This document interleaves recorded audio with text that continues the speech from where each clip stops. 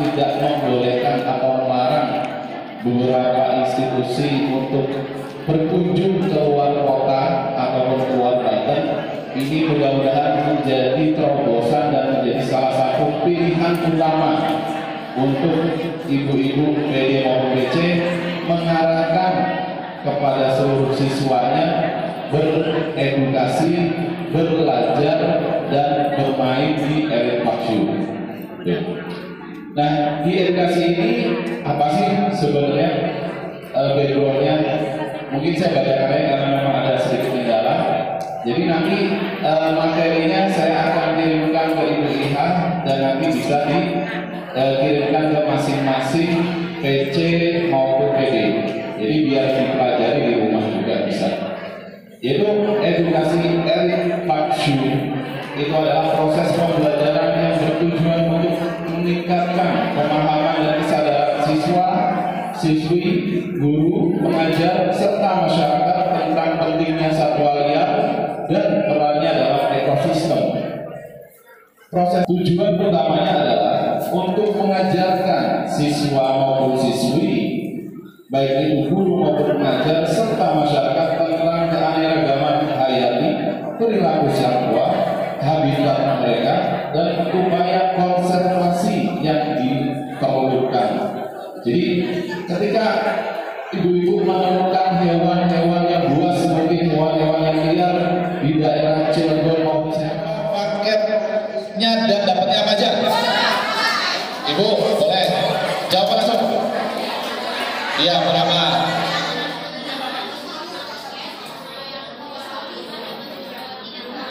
Iya, betul. Terima kasih Bu, sini Bu, bangga Bu. Dan pertanyaannya bagus-bagus yang berapa? Berapa nomor HP saya tadi saya sebutkan? Boleh nama saya Bu. Nama saya siapa? Ya udah saya ini Miftah ya. Ya ada nih. Mendapat juara 1.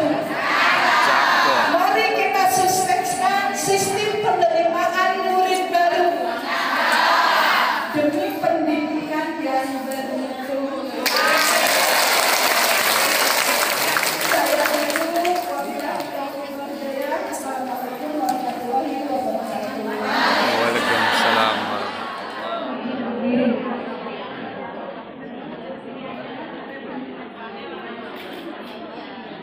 Yang saya hormati Bapak Ibu Kasih dari Bidang Polisi Dinas Pendidikan dan Kebudayaan Kesehatan. Yang saya hormati Ibu pendamping sekolah pembinaan teknis. Saya pikir sedikit, ternyata ketika saya berdiri di belakang penuh. Terima kasih ibu-ibu yang di belakang, alhamdulillah bisa membersamai teman-teman. Ternyata keliling kita ya. Yang saya hormati Ketua Himpunan beserta jajaran, pengurus, ibu bapak kepala sekolah PAUD se-Kota Serang. Alhamdulillah puji dan syukur kita panjatkan kepada Allah Subhanahu wa Ta'ala berkat rahmat inayahnya kita bisa berkumpul, bisa terus bersilaturahmi, dan semoga selalu bisa silaturahmi setiap bulannya. Awas, jangan sampai persepsi, jangan sampai rapot dan ijazah. Tidak ada rapot, tidak ada ijazah, tapi sertifikat dan buku perkembangan atau buku kemajuan peserta didik. Ya, mudah-mudahan semua satu persepsi. Saya ingatkan sekali lagi kepada ibu dan bapak sekolah bahwa pentas seni itu diperbolehkan. Ya, pentas seni itu diperbolehkan. Yang harus digarisbawahi adalah masalah pembiayaan. Diperbolehkan, tapi tidak memberatkan orang tua. Ya, mudah-mudahan di bawah tidak ada yang Dan perubahan anggaran. Halo, kenapa Pak harus ada perubahan dan pergeseran? Ibu ketika membuat arkas per 1 tahun masih menggunakan juknis yang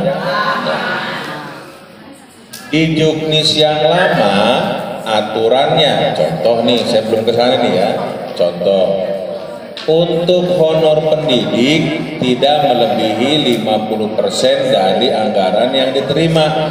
Ini contoh, saya belum ke arah sana ya, ini pembuka, ini contoh saja. Tidak boleh melebihi 50% dari anggaran yang diterima. Tiba-tiba juknis yang terbaru hanya 40% untuk yang sekolah swasta. Yang negeri itu lebih parah lagi, hanya 20%. Gitu. Nah, melihat keadaan seperti ini, kalau yang tahap 1 sudah 50%, yang tahap 2 cuma 40%, berarti kan harus dirubah ya. Yang tahap ini contoh. Ya, jadi harus dilakukan pergeseran dan perubahan. Belum lagi hal-hal lain atau contoh-contoh lain selain honor pendidik.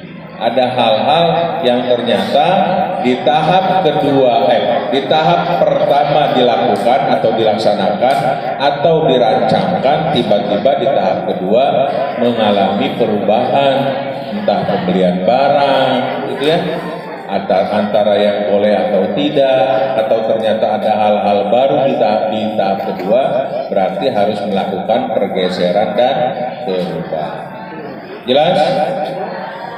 Jadi kita resmi, halo. Di tahap kedua kita akan melakukan pergeseran dan perubahan. Siap ya? Jadi kita akan melakukan pergeseran dan perubahan nih. Teknisnya seperti apa Pak? Teman-teman pembina teknis, alhamdulillah terima kasih teman-teman pembina teknisnya. Beliau-beliau akan mengawal terkait dengan dana BOSP yang sudah diterima oleh Ibu dan Bapak. Di tahun 2025 akan diadakan asistensi.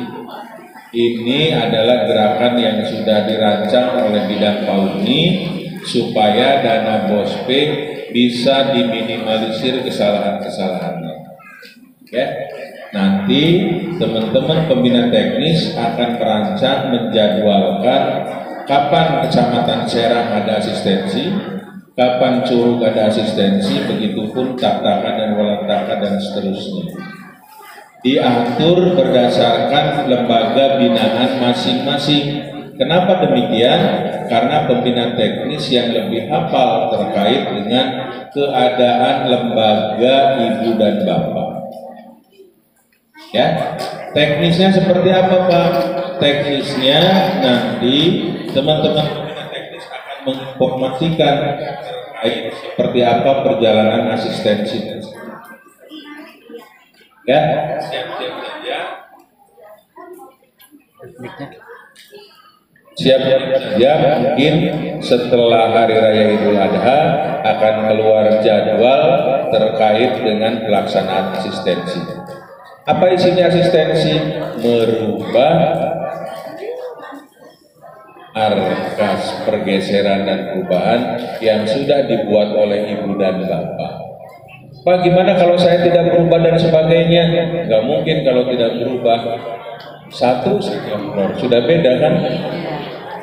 Honornya kan tidak boleh melebihi 50, ternyata di sini 40. Itu saja contoh. Ya, jelas? Jelas. Ya, kita lanjut ya. Peraturan Menteri Pendidikan yang baru ini perlu diingat, nomornya nomor 8 tahun 2025. Nomornya nomor 8 tahun 2025. Di dalamnya mohon izin nanti untuk bisa menyampaikan juknis terbaru kepada lembaga binaan. Halo. Hai. Teman-teman bidang teknis, mohon nanti berikan juknis yang terbaru kepada lembaga binaan terkait dengan pelaksanaan dana BOSP ini. Ada apa saja di dalamnya, Ibu dan Bapak, hati-hati dikaji terlebih dahulu. Satu, ada dana BOS SD. Dua, ada dana BOS SMP. Tiga, ada BOS ST, dana BOS kinerja SD. Selanjutnya ada BOS kinerja SMP. Yang terakhir ada BOS P PAUD. BOS P PAUD, ada BOS P kesetaraan, ada BOS P kinerja PAUD, ada BOS P kinerja kesetaraan. Halo. Yang dilihat oleh kita adalah BOS P reguler PAUD. Jelas? Awas jangan salah buka. Ya. Yang dibuka adalah BOS P PAUD yang reguler. Pak, ada nggak yang kinerja yang dari PAUD? Ada. Teman-teman PAUD itu alhamdulillah nih, Kota Serang ada juga yang mendapatkan BOS kinerja. Kesetaraannya banyak. Teknis kesetaraan ada berapa teknis? 6 ya. Kesetaraan 6. Untuk PAUD ada 4 ya teknis ya. Yang formalnya 3, non formalnya cuma 1. Ini yang disayangkan oleh teman-teman bidang PAUD ini dan pembina teknis. Kemarin sudah koordinasi dengan teman-teman pembina teknis. Kenapa sih kok yang non formal cuma ada 1 lembaga? Ya kan? Sayang. Padahal nilai rupiahnya cukup besar. Ya. Yang mendapatkan BOS P kinerja PAUD adalah PAUD anak bangsa. Tepuk tangan dong buat anak bangsa. Mohon izin ya, yang lain mudah-mudahan bisa melanjutkan meniru apa yang sudah dilakukan oleh anak bangsa. Gimana Pak caranya? Caranya adalah dengan keaktifan Ibu dan Bapak ini yang disampaikan nanti oleh Ibu Haji Ratna terkait dengan raport pendidikan. Kalau raport pendidikannya jelek, halo, nggak akan mungkin dapat BOS P kinerja. Besarannya luar biasa. Jadi dapatnya 2, ya BOS P reguler, ya BOS P kinerja. Jadi kita yang non formal cuma ada 1 lembaga, Kota Serang. Sayang banget. Makanya kemarin dengan pembina teknis, ayo dong Ibu Bapak, gimana caranya supaya BOS P kinerja di Kota Serang semakin banyak. Kesetaraan alhamdulillah dari 4 lembaga sekarang bertambah 2 lembaga jadi 6 lembaga. 45 juta 1 yang kesetaraan. Luar biasa. Ya. Ini mohon kepada teman-teman keaktifannya terkait dengan raport pendidikan supaya mendapatkan BOS P kinerja. Ya, kita lanjut ya. Dalam juknis ini tadi ada beberapa kajian mulai dari SD, SMP, PAUD dan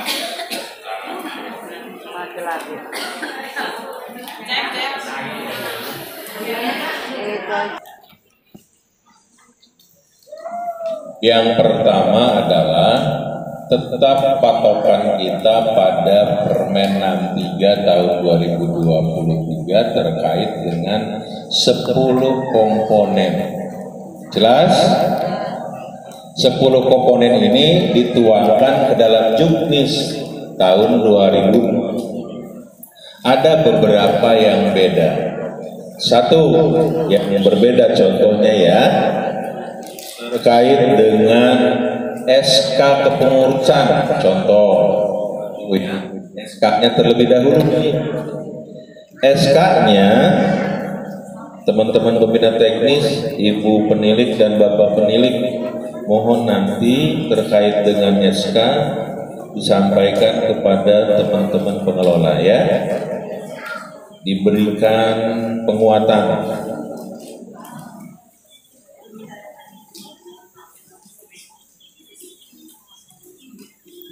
Dulu melibatkan komite, halo, melibatkan komite di SK-nya ya. Tahun ini yang dilibatkan adalah untuk SK membentuk tim BOSP di sekolah, kepala sekolah sebagai penanggung jawab. Enggak ya. Kepala sekolah sebagai penanggung jawab, kemudian bendahara dan anggota. Anggotanya siapa? Satu orang dari unsur guru, satu orang dari unsur komite sekolah, satu orang dari unsur orang tua atau wali peserta. Berarti ada yang ada yang dari unsur orang tua.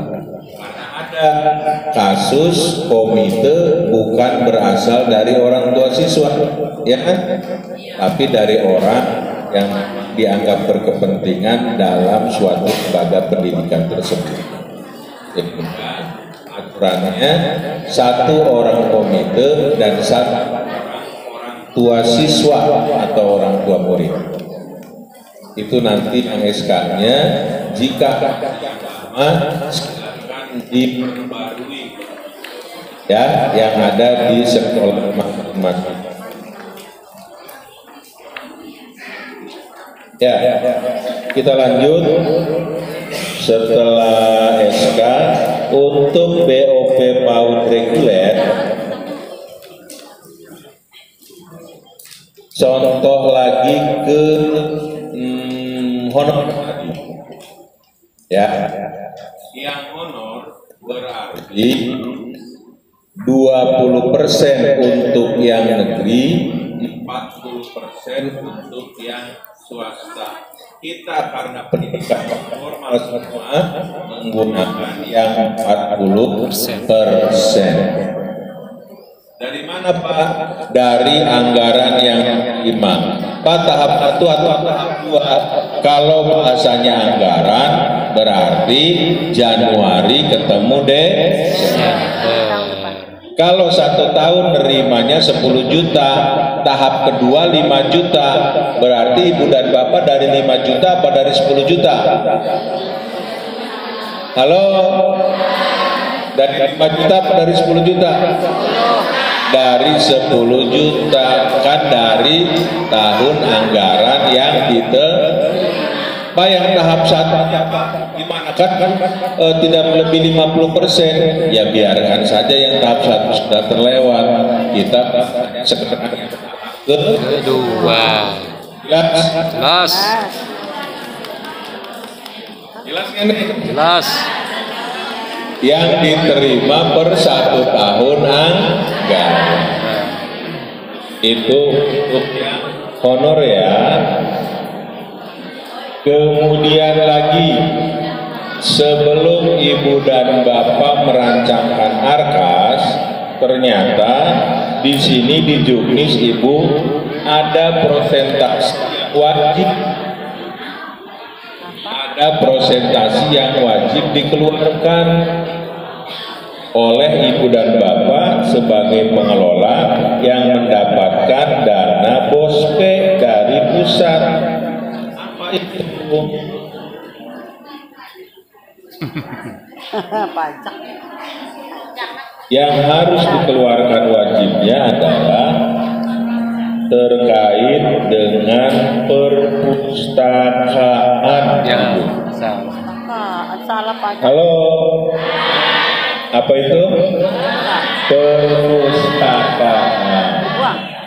Ternyata di perpustakaan ini wajib dikeluarkan sebanyak 15%. Kenapa Bu? 10 ya?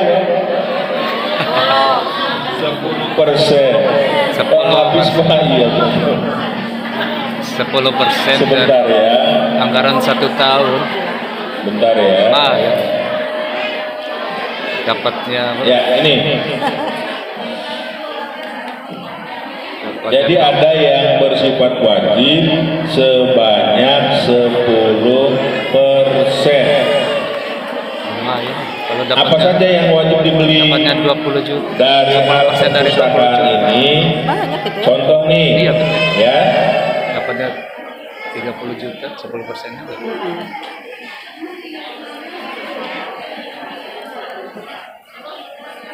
Apa yang wajib itu? 2 juta. 2 juta itu tuh khusus untuk perpus ya. Iya.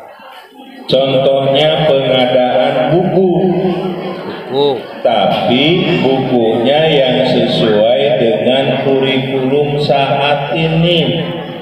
Kurikulum saat ininya yaitu sesuai dengan apa yang sekarang yang lagi tenar Ibu? 7 kebiasaan anak Indonesia hebat. Ya, jadi terkait dengan 7 kebiasaan anak Indonesia hebat dikeluarkan tuh nanti tuh kewajiban ibu karena itu sifatnya wajib terkait dengan perpustakaan, dirancang kembali oleh ibu dari dana yang sudah diterima per 1 tahun anggaran tersebut. Setelah itu baru ke honor dan lainnya sesuai dengan keperluan ibu dan bapak di lembaganya masing. Iya, honor masukin ke Di Juknis yang terbaru ada juga ternyata penyediaan listrik bisa ibu dan bapak. Ya, kalau ibu dan bapak lembaganya listriknya masih nyalur, PDAM-nya masih nyalur, masih atas nama orang lain, bisa untuk pengadaan baru. Ya. Jadi mau pasang baru nih, pemasangan baru. Contohnya itu ibu dan bapak bisa diambil dari dana bos B. Diambil dari dana bos B, kemudian dicanangkan buat pemasangan. Kenapa nanti yang asistensi teman-teman pembina teknis itu ke arah sana juga? Nanti teman-teman pembina teknis akan mengarahkan jika masih ada lembaga yang KWH-nya masih atas nama orang lain, masih pakai berita acara pembayarannya, silakan saja koordinasi dengan teman-teman pembina teknis ingin memasang KWH baru. Begitu ya. Kan kalau untuk sekolah, kalau nggak salah KWH-nya R2 ya. Jadi biayanya sedikit atau kecil, bahkan yang dibayarkan tiap bulannya juga kecil. Kenapa saya bisa berbicara seperti itu? Karena saya sendiri punya lembaga ibu. Saya pasang atas nama sekolah, iuran per bulannya, beli apa tuh namanya pulsanya sedikit kecil, tokennya. Karena apa? Dia atas nama sekolah. Sudah ditanggung oleh pemerintah. Kalau atas nama sekolah maka KWH biayanya lebih kecil karena itu untuk fasilitas umum. Jelas? Itu terkait dengan beberapa hal, contoh-contoh dari yang ada di Juknis per tahun 2025. Bagaimana kalau telat laporan dan sebagainya? Sama tidak seperti yang tahun 2024? Sama. Ya, jika ada yang telat untuk laporan per tahun 2025 ini tahap 2 mau ke tahap 1 atau kebalikannya tahap 1 ke tahap 2. Kalau telat 1 bulan berapa persen kemarin? Halo, berapa persen telat 1 bulan? 2%. Kalau tahap 1-nya terima 4 juta karena telat laporannya, tahap 2-nya tidak menerima 4 juta. Kalau 1 tahun anggarannya 8 juta, dikurangi 2%. Halo. Kalau misalnya telatnya 2 bulan laporannya, maka dikurangi 3%. Kalau misalnya lebih dari 3 bulan, maka akan dikurangi 4%. Jelas? Begitu seterusnya 4%. Pak, emang ada Pak PAUD di Kota Serang yang dikurangi? Ada. Orang yang baru ngambil juga ada kemarin. Ya, kenapa demikian? Kasus di Kota Serang Uangnya masih banyak sekali nih. Apa kasusnya? Banyak intern yayasan, entah kepala sekolahnya ganti, ya, entah bendaharanya ganti, akhirnya rame di intern yayasan. Kalau yang mandiri, rame di intern lembaga sendiri. Sehingga kepengurusan pengambilan dana BOSP-nya menjadi bermasalah. Ada apa yang dikurangi? Banyak. Ya, yang dikuranginya banyak. Lembaga-lembaga yang ada di Kota Serang kemungkinan ya tadi karena ada hal di internnya yang bermasalah sehingga tidak bisa mengambil di bank. Sudah diberitahu oleh saya, disampaikan berkali-kali, kalau mau ganti bendahara, kalau mau ganti kepala sekolah, jangan ditunda-tunda. Segera datang ke Pak Mulyadi selaku kasih perizinan yang menangani. Nanti beliau berkoordinasi dengan saya terkait dengan pencairan dana BOSP. Jelas ya? Jadi banyak yang dikurangi juga, 2%, 3%, sampai 4%. Buat teman-teman, supaya tidak mau dikurangi, tidak sampai terjadi ada pengurangan, jangan sampai ada. Usahakan tepat waktu. Jelas ya? Usahakan tepat waktu.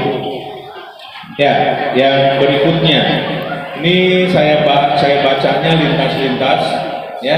Nanti teman-teman silakan ada diskusi kecil dengan entah itu bugusnya atau apa, atau dengan pembina teknis terkait dengan juknis yang terbaru ini.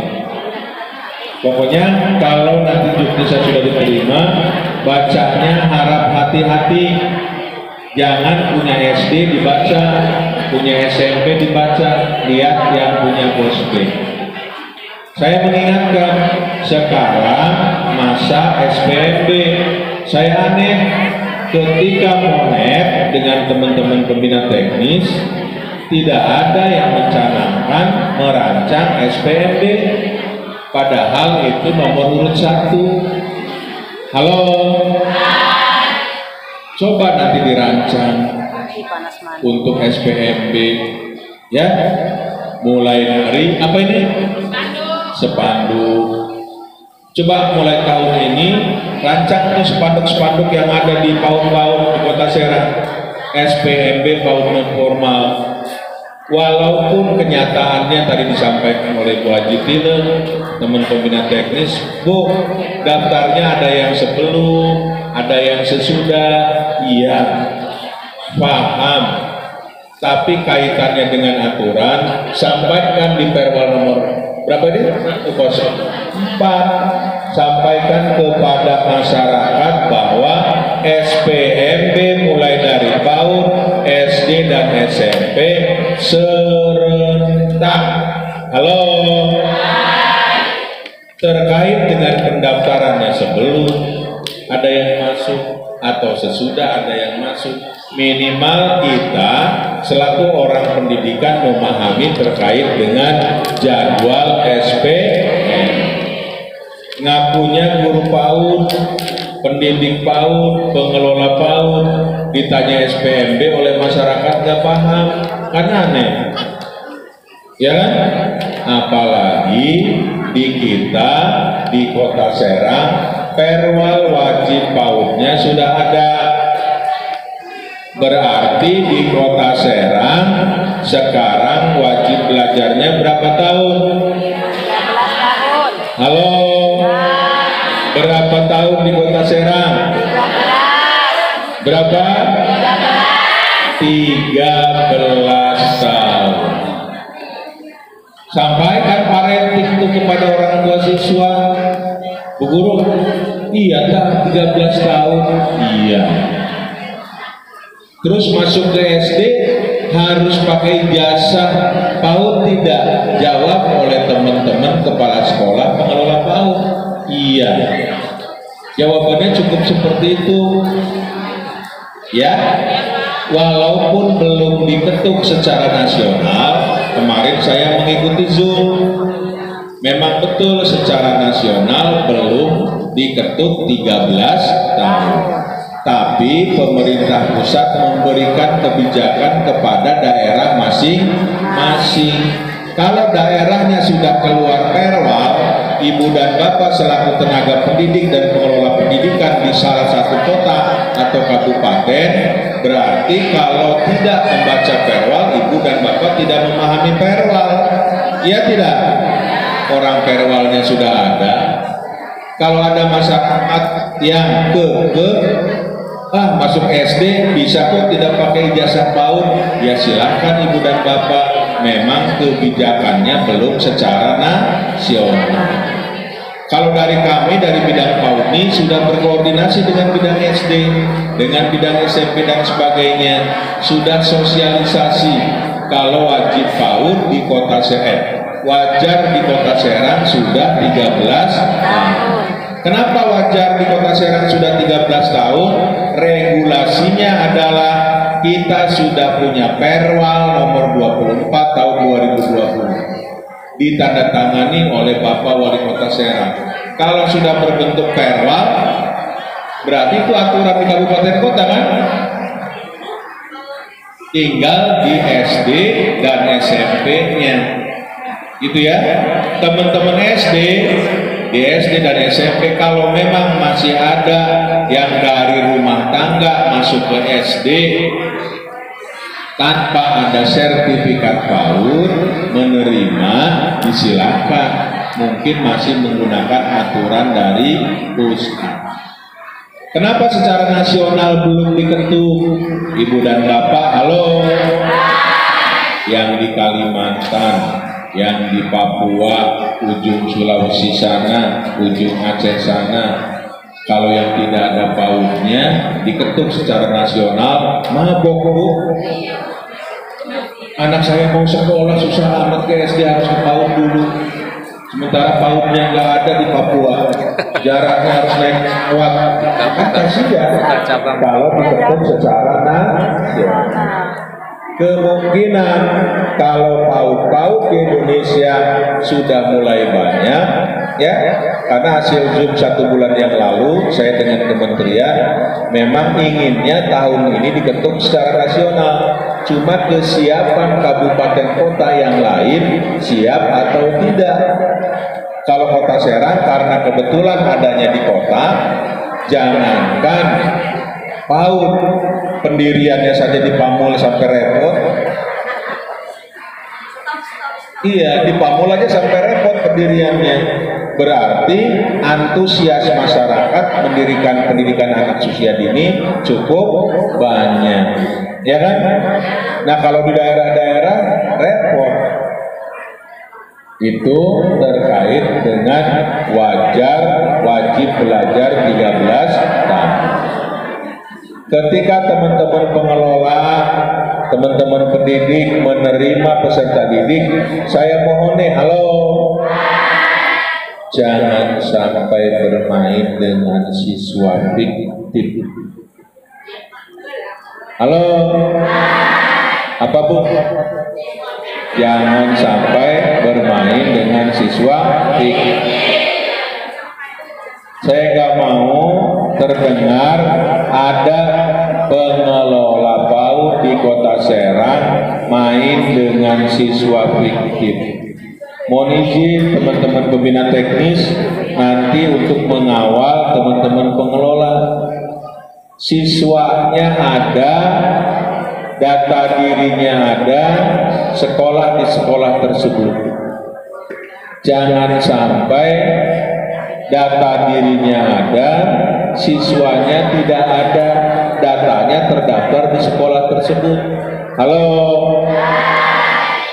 Ibu dan Bapak secara tidak sengaja maupun sengaja, padahal ya sudah merencanakan hal yang tidak baik terhadap anak tersebut.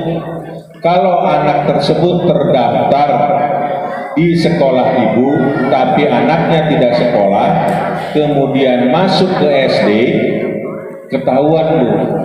Halo, kepala sekolah SD bertanya kepada bidang PAUD, Ibu, mohon maaf, ada siswa SD kami asalnya dari PAUD A, tapi ternyata, halo, ketika ditarik oleh SD kami, gak ketarik Bu, belum dikeluarkan dari sekolah PAUD tersebut. Karena kepala sekolahnya, pengelolanya lupa, karena siswanya tidak ada, dianggap selampulah mengaku si bocah ke sekolah kian. Padahal anaknya sekolah di SD. Nah, ditelusuri oleh kami bidang PAUD nih, apa yang terjadi? Siswanya tidak ada di PAUD tersebut, cuma datanya saja. Halo, berarti pengelola tersebut sudah jadi oknum, hanya mengambil memanfaatkan dana bospengnya saja. Mohon izin, mohon maaf, sama-sama mengingatkan kita tenaga pendidik, ya. Kami tahu kok, kita tahu ada yang berasal dari tenaga pendidik yang betul-betul tenaga pendidik. Mohon maaf nih, halo. Ada juga yang berasal dari kader-kader. Tapi saya tidak melihat, oh itu kader ini, enggak. Karena Ibu dan Bapak sudah berani terjun ke dunia pendidikan, maka konsekuensinya adalah Ibu dan Bapak harus berlaku sebagai tenaga pendidikan. Ya, kalau dulu untuk menjadi guru, zamannya Ibu Haji Elis, Ketua IP luar biasa, mau jadi guru, tes jalannya dulu. Ya, tinggi badan saja jadi permasalahan. Ini zamannya Bu Haji Elis. Cara menulisnya saja, mohon izin ya. Kalau yang begini dicoret, nggak bisa jadi guru. Jalan dari ujung sana sampai ke depan, jalan dilihat, wah jalannya jelek, coret lagi. Dulu mau jadi guru, sekarang mau jadi guru, ada hak asasi manusia, mohon maaf. Tinggi badannya, walaupun tidak tinggi, sekarang diterima saja jadi guru, apalagi guru PAUD. Kalau dulu mau jadi guru Ibu, Masya Allah. Belum lagi prajabatan. Prajabatan jadi guru, setelah pulang prajabatan, yang kita kenal adalah pendidikan di Cirebon. Pulang dari Cirebon bukan jadi guru Ibu. Apa? Nggak pakai baju, nggak pakai celana. Kenapa? Karena pendidikannya semi militer, bangun jam 3, suruh lari. Ini zaman kita ketika jadi guru luar biasa. Ketika di Cirebon, banyak teman-teman ketika pulang ke Serang, bukan bener Bu, karena tuh ternyata capek jadi guru. Sekarang mah enggak, makanya cara menulis dan sebagainya rata-rata karena taktik dan didaktik seorang gurunya tidak ada. Menulis begini, padahal cara menulis seorang tenaga pendidik harus miring. Gitu ya.